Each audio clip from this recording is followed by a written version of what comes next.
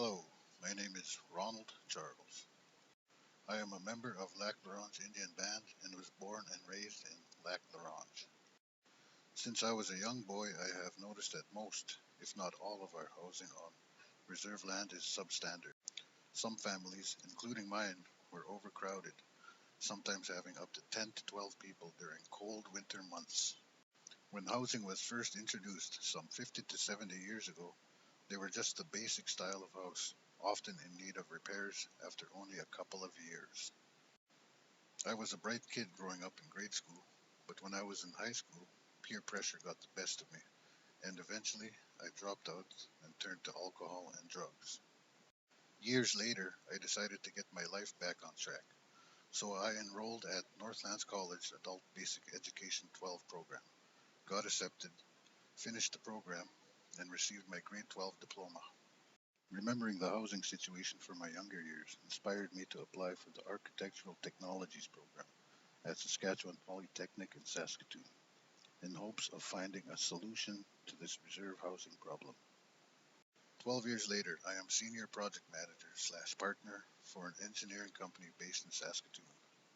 As senior manager slash partner, I have begun a joint venture with Lac La Ronge Indian Band and Mike Holmes from Home and Garden Television to help our cause of substandard housing on reserve. Our project is called Ron and Holmes First Nation Home Rescue and will be funded by the Government of Canada and the company I work for, which will receive part recognition for their involvement in the project's proposed outcome. Our project will start with using building products that are water resistant, termite resistant, and mold free, as well as using solar panels to combat the cost of electricity in reserve homes. Sure, it would cost slightly more by using wood and other materials that won't burn or be susceptible to mold, but would pay off in the long term. Considering the number of homes on reserves that need renovations only a few years after being built. Just think of the cost of tearing the house down and doing it over and over again. There is no comparison, plain and simple. Our houses will last longer. We would also look into creating a construction school where we can create job opportunities to the local First Nations communities and teach them the proper building practices with eco-friendly building skills.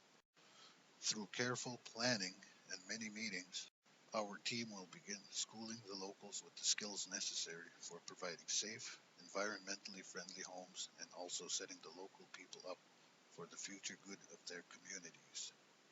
After finally completing our first house on reserve, we hope that it encourages more First Nations to look towards applying for our construction school. Once the first house is done, it is a pebble in the pond. A ripple effect will follow, and the beginning of a new way First Nations houses will be built for our future. This will help our community by teaching our First Nations people and leaders that this housing crisis can and will be a successful venture. When we do it ourselves, we care and have pride in ourselves.